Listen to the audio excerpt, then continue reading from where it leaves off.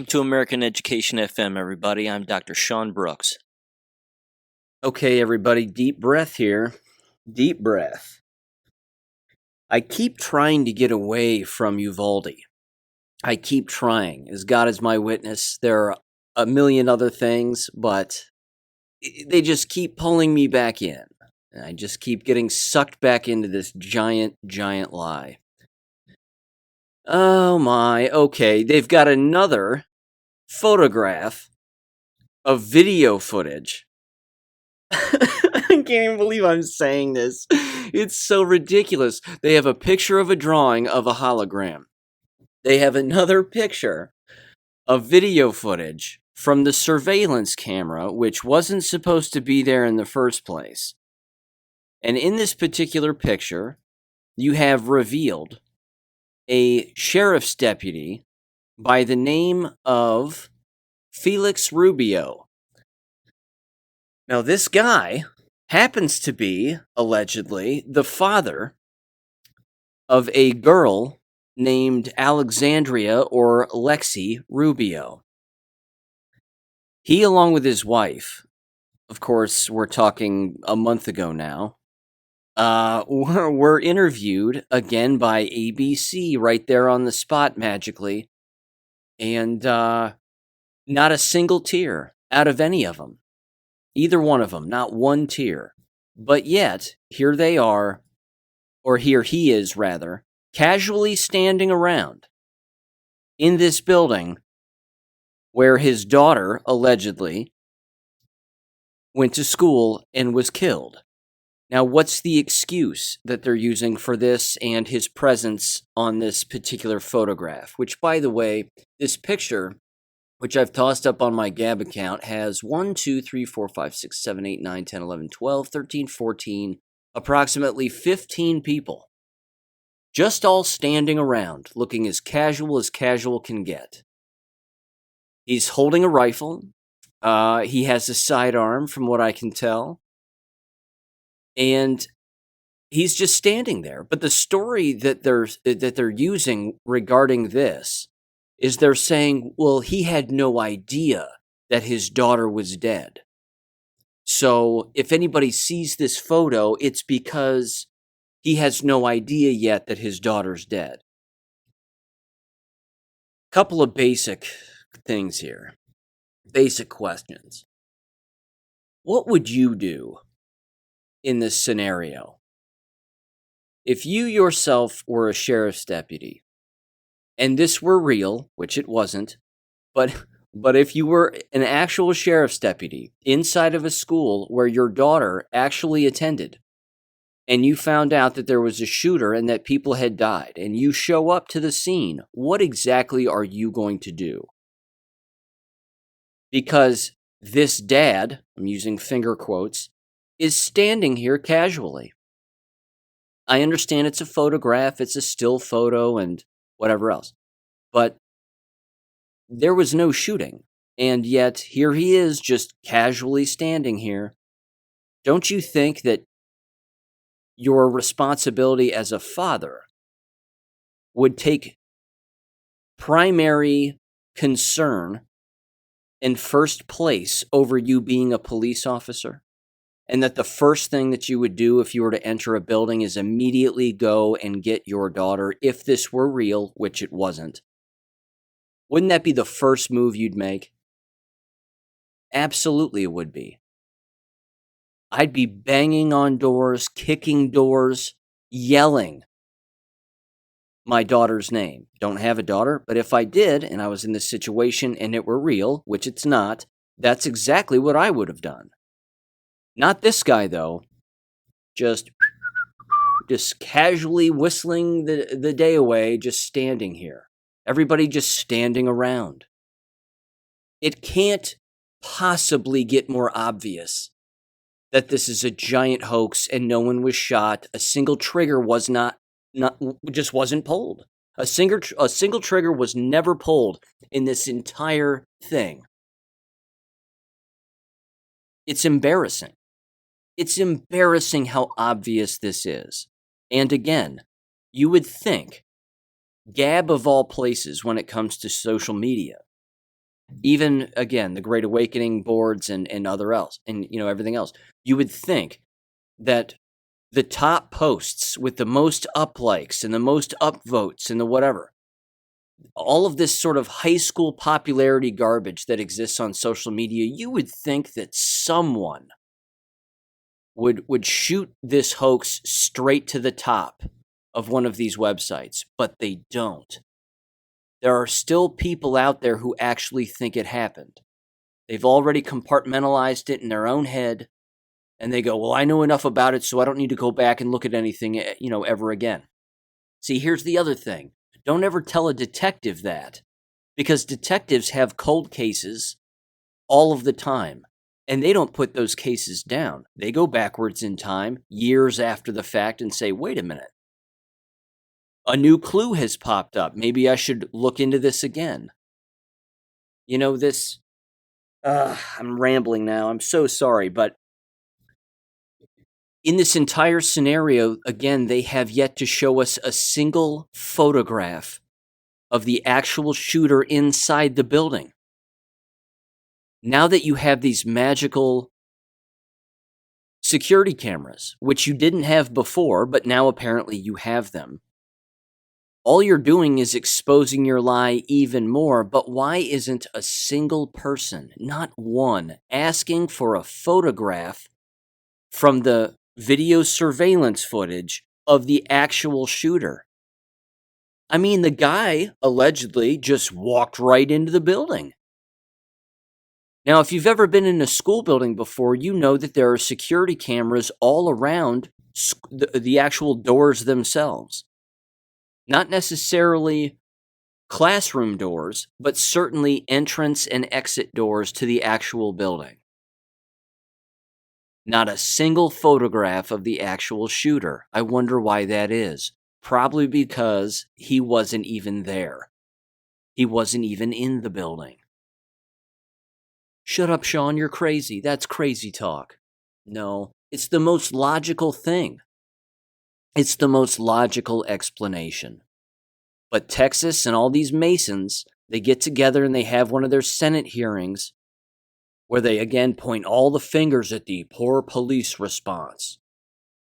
It's so embarrassing, it makes me sick to my stomach. I'm shocked that, again, no one's asking the most basic of questions. Here's another one. And this is so stupid, ladies and gentlemen, that I can't even make this up. I mean, I like to think I'm a pretty creative guy, but I'm not this creative. This is so embarrassing, again, that I don't have a logical explanation because it just defies all logic whatsoever. During their last school board meeting, the Uvalde Unified School District, honest to God, you can go and watch it on YouTube. These liars and these criminals are mocking all of us because they put their crime in front of everybody, assuming that no one is going to either watch nor see what it is that they're actually talking about. So I started watching the school board meeting. It wasn't any longer than any other school board meeting. They had their meeting, and then they go into executive session, and then they come back, and then they adjourn. You, of course, don't see the executive session. But here's what happens at the beginning of the meeting. They approve the agenda, and then they immediately get to the public comments. They don't say a flippin' word about the shooting. No one on stage. Not a word. Not one word. So then what happens is they go to the public comments, and who shows up for the public comments section of their school board meeting, their most recent school board meeting? But the crisis actors themselves. They all come back. Now, it's not all of them. I recognized at least 3 of them. One of them was a teenage girl who, again, when she was initially interviewed on camera for some news station, and you even see this girl in that Uvalde documentary that I linked on my Gab account, and linked in a previous episode. She shows up again. She has a script. They all have scripts. They read from them, and then they walk away. And what do they say?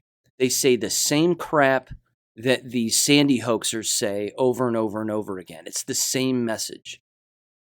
They say we need change. We need change. All these vague comments.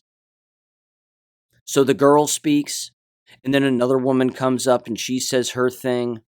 Something's going to change. And then another guy comes up, a bigger dude, looked like maybe one of the fake Garza dads, the bigger one. And he has a script where he's reading, he just haphazardly reads from that same list that I read to everybody on this show about all of the safety measures that the school district is supposed to have in place, including where the security cameras are and where they are not. Which, by the way, I believe in that document, it said that the elementary schools did not have security cameras. So, again, wrap your head around that one. But then, wouldn't you know it, the mysterious quote-unquote stepdad of the Garza gal shows up again. The one who was fake crying in front of Anderson Cooper. He shows up again. He's got his hat backwards. He's wearing a black shirt. He's got sunglasses on, just like he did when he was fake crying with Anderson Cooper. Same dude. Shows up, says the same crap. Same fake crying. It's ridiculous. And then here's the funniest part. As if that's not hilarious enough, here's the funniest part. Again, can't make this up.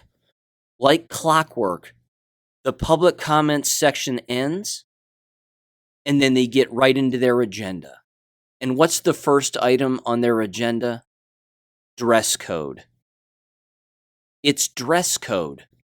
They just start talking about the dress code for students and whether or not it's equitable and diverse and not discriminating against anybody.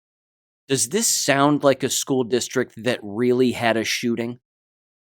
Is that what you discuss at the beginning of your school board meeting after a shooting?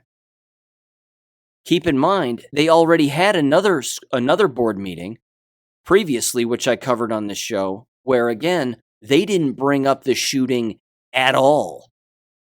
At all. And that was on June 3rd, I think. Now, this one just happened last week, if I'm not mistaken. Not a peep. Not a single word from anybody on stage about the shooting. All the crisis actors at the lectern use the word massacre. Who says the word massacre with such regularity? Actors do, not real people. They all said massacre, massacre, massacre, massacre, right down the line, because they all are told, here are the words you have to use these words. And then their brain kicks in. These aren't the smartest people in the world, but their brains kick in and they go, oh, yeah, that's right, I got to use that word, massacre. And then they say it. And it's completely out of place. But again, no one on stage says a thing, a single thing about it.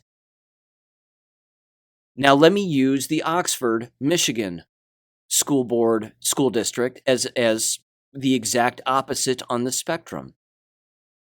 Not only did they have board meetings, it was the sole subject for which they were discussing. They had no other agenda. There were a couple other things, now that I think back on it, there were a couple other things they brought up, like the superintendent gave a presentation and whatever else, but the vast majority of it had to do with talking about safety measures, this, that, and the other, and the kids who died, and then 4 parents came up and whatever. Again, I want people to understand my wavelength on this too, because I can't be the only one that's thinking this. It's getting to the point now, even with the Oxford shooting, where I'm starting to even doubt that. Now, I believe that still happened. I believe that's still a thing. I find it next to impossible that that it didn't happen. Jesse James tossed this my way also. He said that they are going to release the entire, or at least I would assume the majority, of the security footage inside the building when it actually happened. That's what should happen. That's what should happen in every single case. Not so with Uvalde, though. Not so with that. Not to mention, they wouldn't. The city council apparently wouldn't let the quote unquote citizens even attend the city council meeting. And what was the excuse they used for kicking out the media and the citizens? Was that they were afraid. That city council had been threatened, and they were afraid and intimidated by the media and intimidated by people. Ladies and gentlemen, it's against the law to kick people out of a public hearing. I know that it's been going on over the last 2 years with regularity, but it's against the law. And what a convenient excuse. Well, we're afraid. We've been threatened. No, you haven't. If you've been threatened by anybody, it's people who are telling the truth, who know that the whole thing was a hoax. And everybody's just covering it up by not even talking about it. They're not even saying anything about it. I'm blown away. All anybody has to do is watch the last board meeting from the Uvalde School District. That's all they have to do. It goes, again, from fake actors to, well, let's make sure that kids are all wearing clothes that are equitable and that no one's discriminated against. Next subject. Then they talk about food, and then they talk about summertime programs. Honest to God, it's the most casual meeting I've ever seen in my life. Not a peep. Not a peep. It gets funnier, too, the whole story. Here's another one. Shot Uvalde teacher, this comes from the Blaze. Shot Uvalde teacher, called police officer, husband, told him she was dying. He tried to rescue her, but was stopped, removed from scene, and his gun was taken. No, it wasn't. No, it wasn't. This is fake. None of this happened. Eva Morales, if that's her real name, which it isn't, because she has another name when her same photograph is used during the Sandy hoax. So the same teacher was killed twice in 2 separate states. So this gal has 223 or 55 rounds in her and thinks to call her husband and ask for help, and her husband shows up to rescue her along with whoever else, but he's arrested at the scene and his gun is taken from him. Who believes this? They should be hit in the head with a tack hammer because they're a moron. I can't believe the stupidity of this whole thing, and people are just buying it. I have a bit of a call to action here. This just came to mind. Anybody listening to this, do you know of someone who is in the field of education, either at the university level, K-12 level, an employee, preferably a teacher, or even administrator? Do you know someone who works in those environments and knows that this didn't happen? Because I would love to talk to that person. I would love to talk to somebody who knows that it didn't happen, who works in one of these environments, because really the only question I would ask them is, well, I'd ask them a few, but one of them would be, what are your colleagues saying about this? What are they all saying? What was the reaction in your faculty meeting after this occurred? Did anybody question its veracity at all? Did anyone stand up in a faculty meeting? Because as you heard me say, I'm certain the faculty meetings were plentiful at the end of the school year there after this occurred, of course, at the end of May. The timing was perfect because most schools, again, were about to close. End of the year faculty meetings, something like this gets brought up, and they look at all the teachers and they say, when you come back here next year, we're going to have all kinds of safety measures in place, and that's going to be our priority over the summer, and blah, blah, blah. You know that those meatheads said that. You know all those meatballs ended up saying that. But was someone in a faculty meeting and they stood up and they went, "This didn't happen. This was fake. This whole thing was fake." I want to shake that person's hand. I want to talk to that person. I really do. Again, I know that there are a lot of individuals who listen to this show, lots of different professions.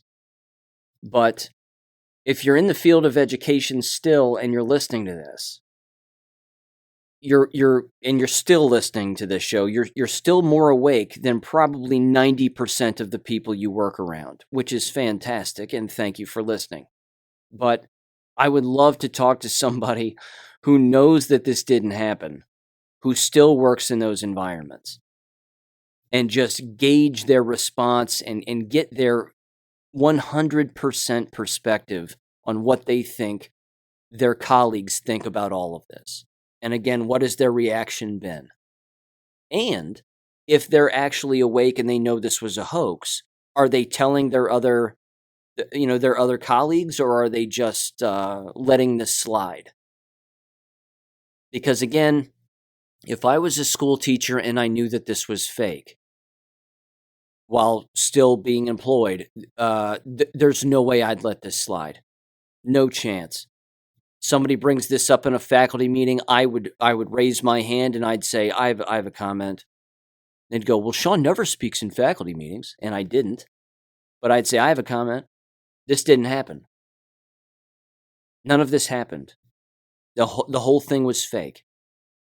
And then I would say, "Would you like me to prove it to you?" And then I would show them footage.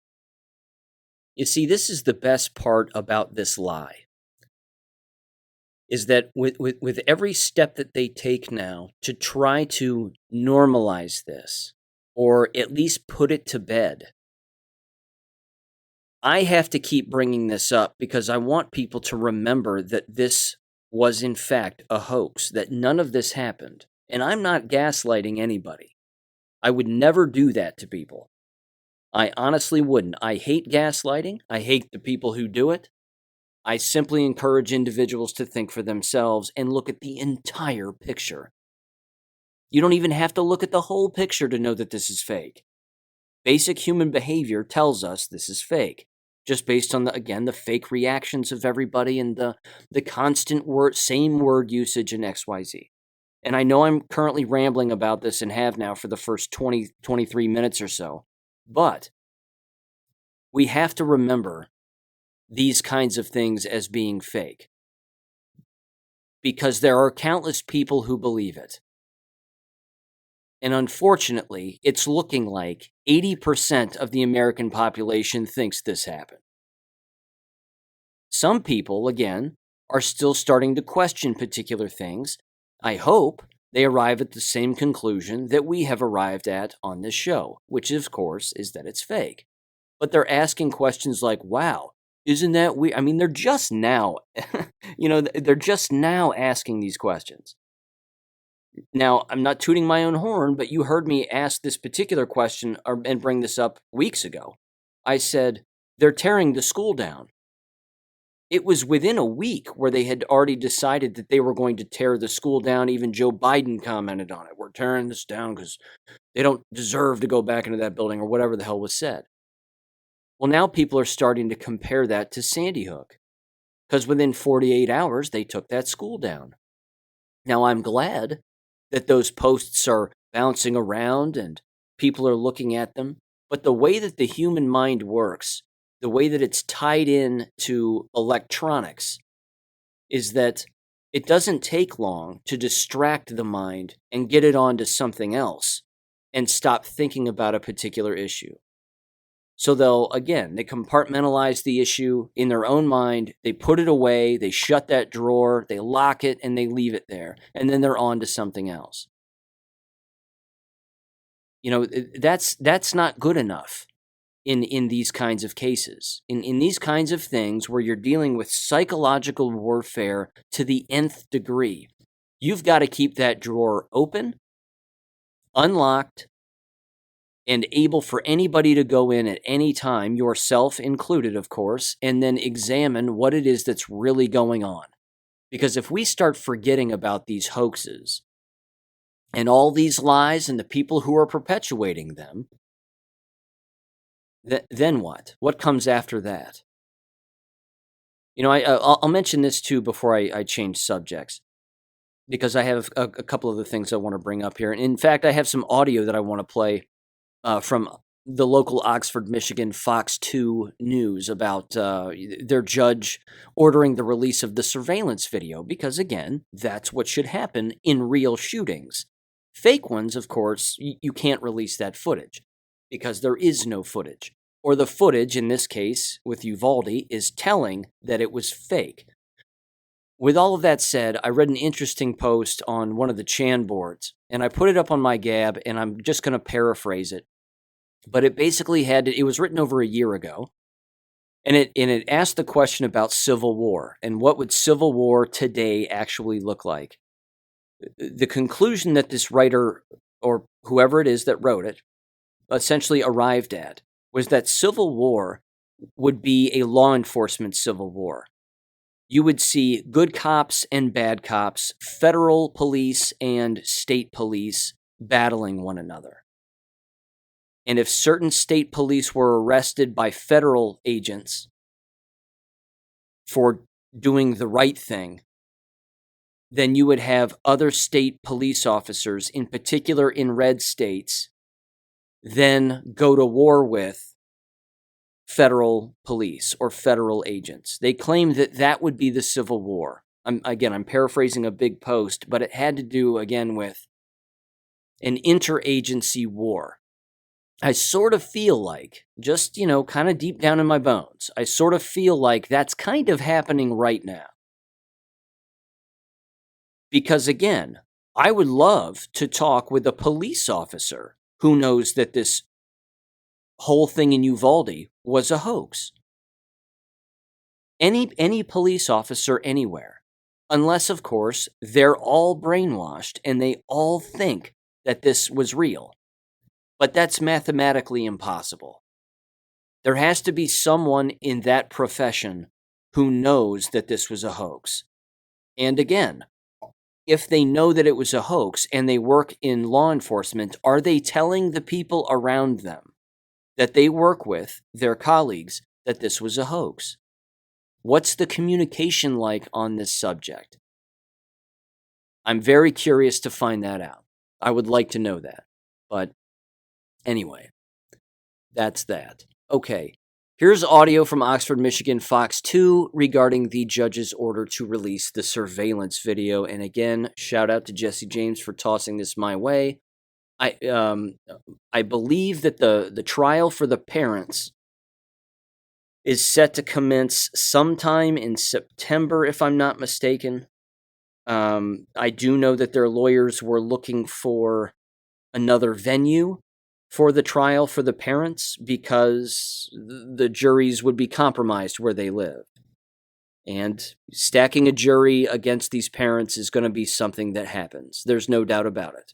Because again, you can't send parents to jail for not knowing that their kid stole their gun and then took it to a school and used it. It's absurd that these parents are on trial or going to be and are sitting in prison right now in shackles. I cannot believe it. But that's what they want for all of us. And I want everybody to, again, sort of understand that bigger picture. That right there is a snapshot of what they want for all Americans who use a gun or it opens up a can of worms that's almost too big to even mention, because then framing people becomes remarkably easy to do, because the precedent would be set here that, well, there was the Crumbly parents and look what they did. Well, they didn't do anything. They didn't pull a trigger. They didn't hand the gun to their child and say, now get into that school and do your best. I mean, they didn't do that. But they want this for everybody. They want this for every legal gun owner to create massive problems, not just in the state of Michigan, but everywhere. So here's the audio in 3, 2, 1. 2 deaths I have a kid standing next to the guy that got shot right in the back of the head so he could watch with the murderer saying right to him, lay down on the ground and go right next to him. The horrific deadly shooting at Oxford High, now the subject of criminal and civil proceedings. Attorney Van Johnson handed a big victory in court Wednesday on the civil side.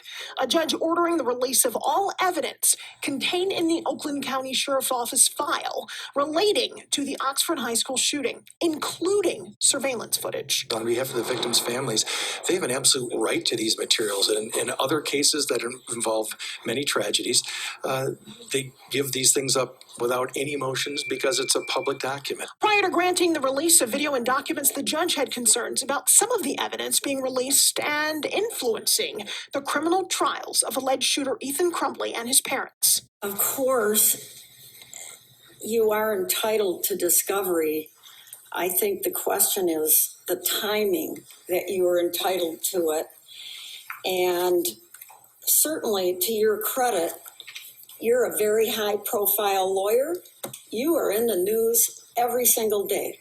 I can imagine that it could be prejudicial if those, let's say, the security cam videos, if those were out and disclosed. There is a mechanism where we could have a discussion with the prosecutor's office or someone who wants to view the video, but not have a copy of it. The Oakland County Prosecutor's Office released a statement saying, quote, "It will seek to intervene," end quote, in an effort to stop the release of the documents and videos, citing concerns about the impact on the criminal trials and giving the Oxford school shooter the notoriety he sought, writing in part, quote, "The civil cases are also an important part of achieving justice for the victims, but we are asking that the criminal cases be allowed to proceed before more evidence is released."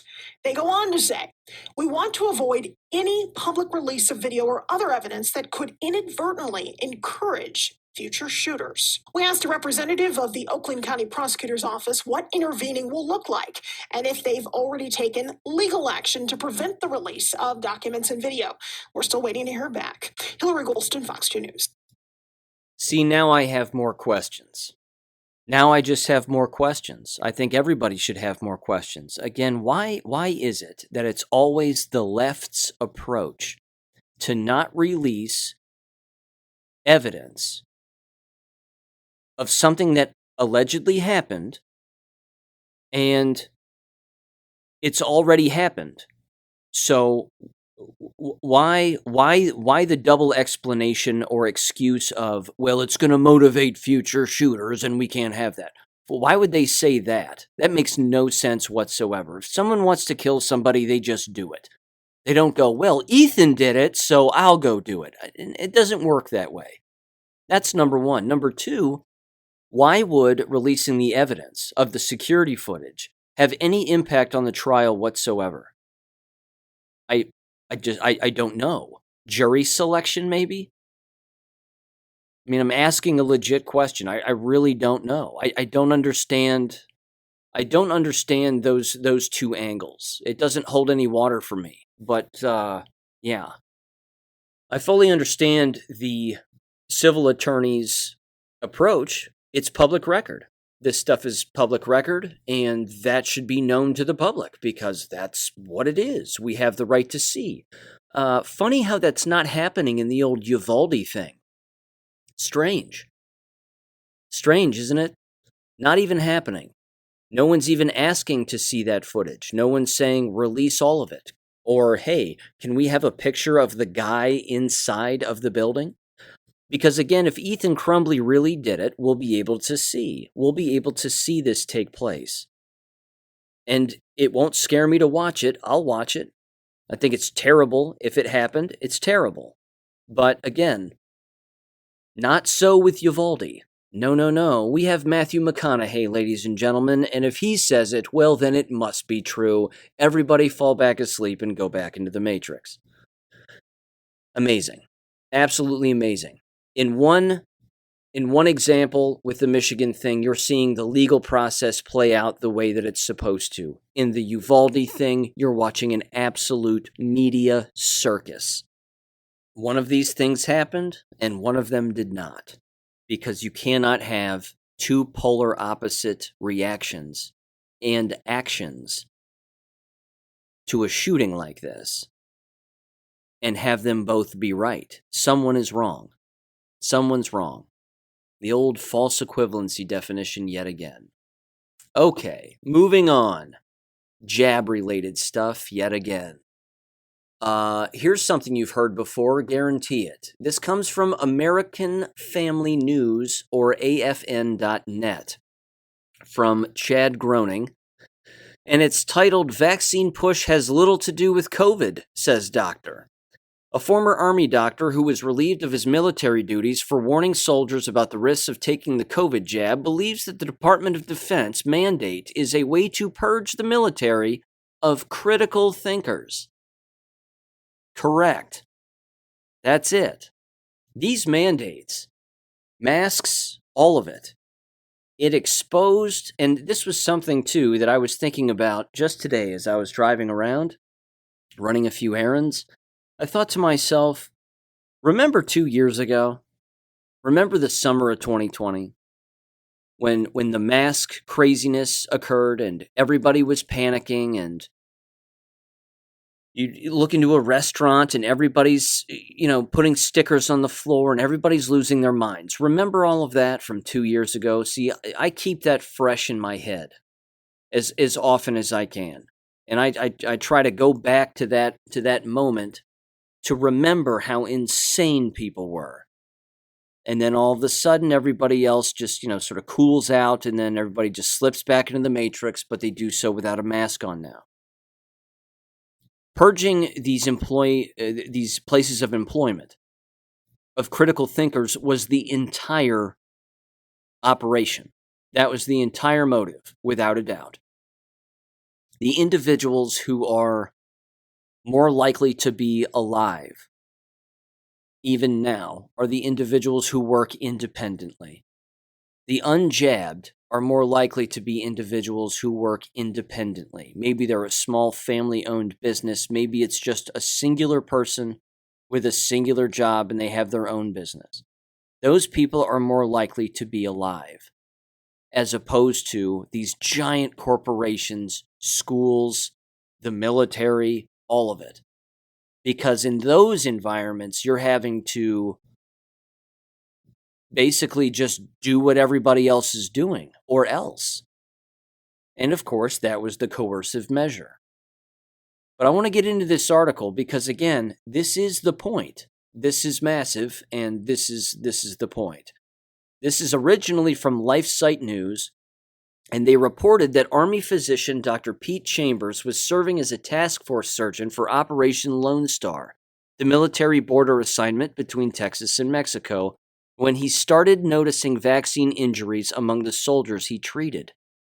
AFN previously reported that Dr. Chambers, now retired from the U.S. Army, personally had an adverse reaction to his Moderna COVID vaccine and now suffers from demyelination, no way I'm saying that right, a condition affecting the central nervous system. So he's jabbed.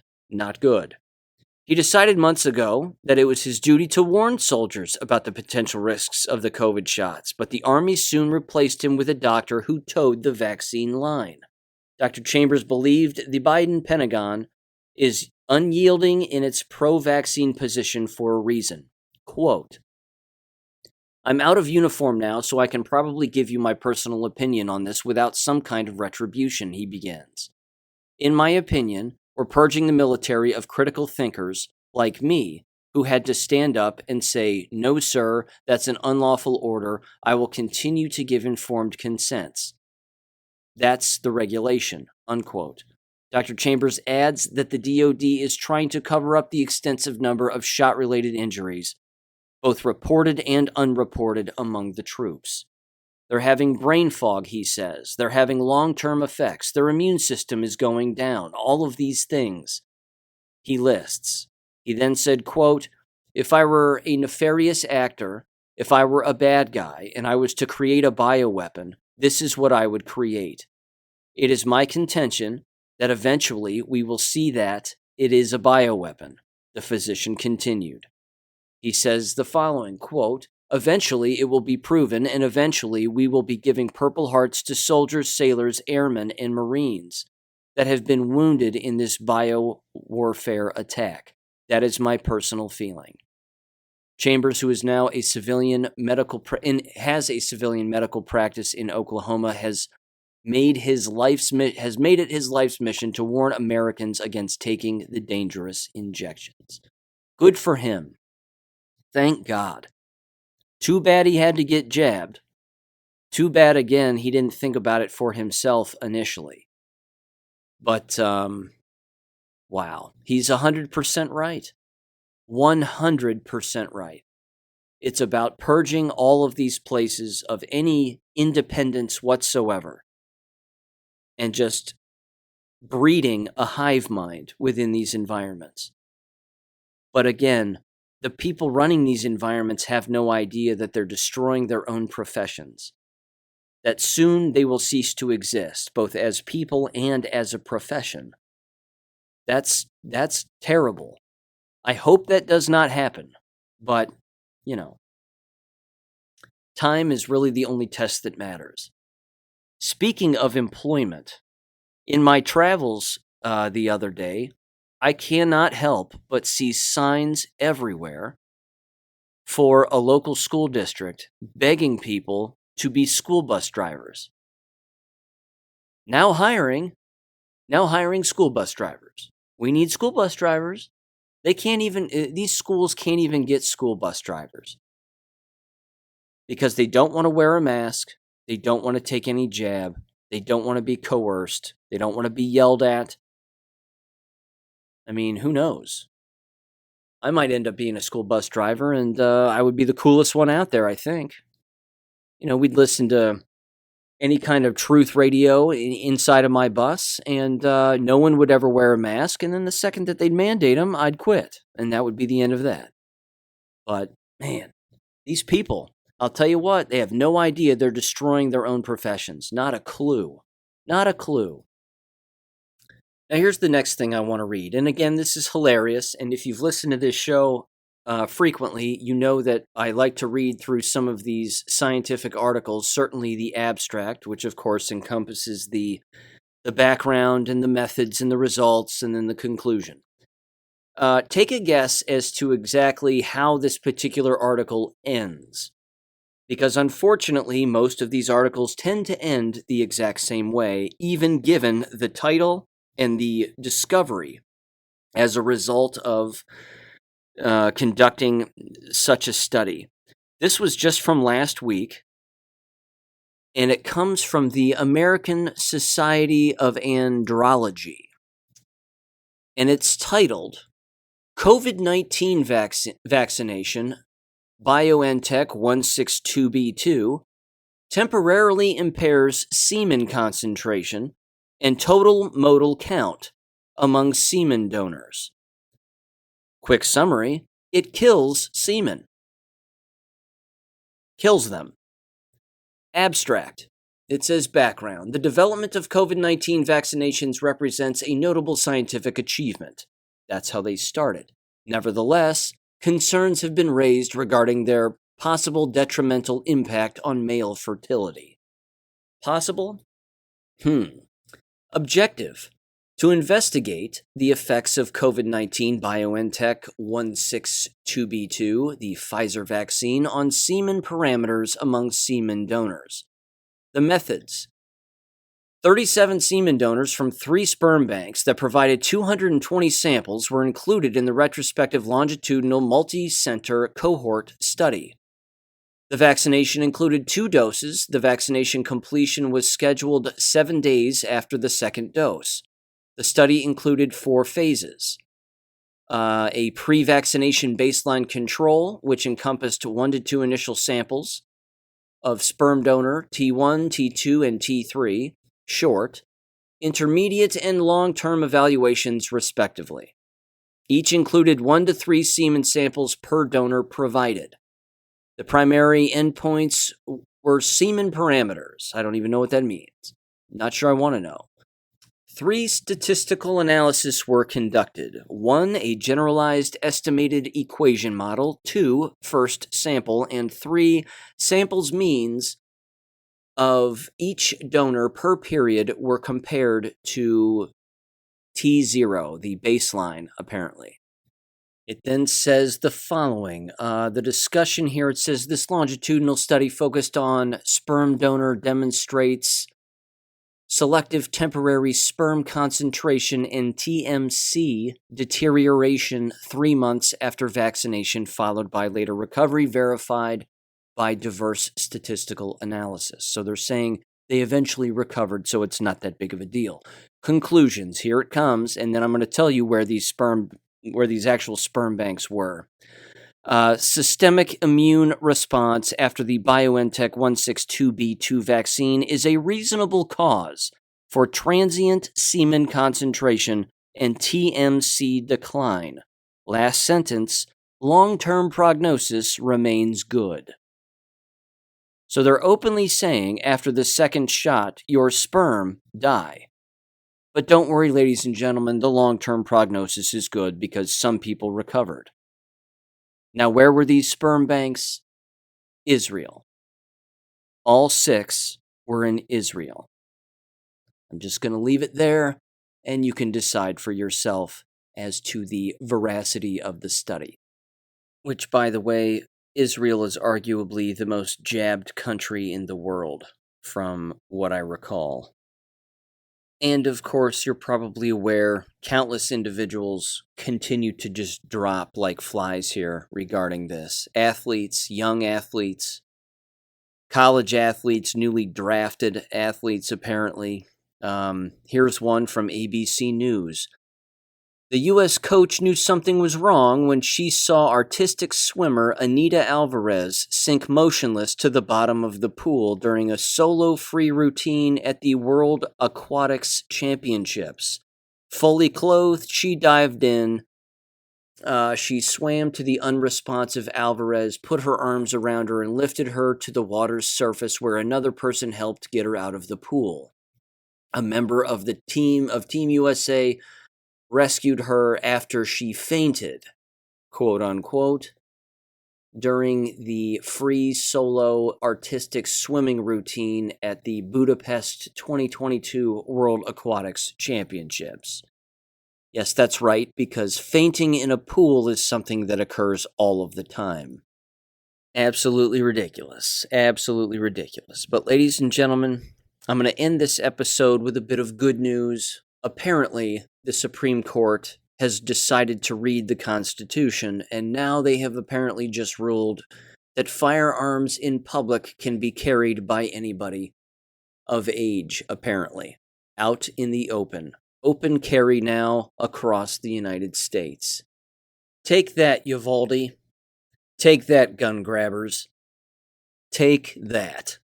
I love it. So I will end this episode with the words from the late, great William Cooper on the business of guns in this country and what he saw coming a long time ago.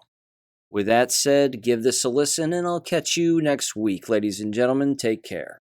If you look around at all these mountains around here, there's enough guns, ammunition, supplies, clothing, and food buried in these mountains to support an army for 15 years. And I don't think the American people realize that they're on the brink of a civil war. You see, there are many of us who took an oath when we went in the armed forces, and we meant it. We volunteered. We weren't drafted. We care about this country. And the oath was to protect and defend the Constitution against all enemies, foreign and domestic. And we will fulfill that oath, even if it means we die in the process of doing it. It's that simple. Thank you for listening to American Education FM. Make sure and check out AmericanEducationFM.com for more information. Take care and God bless.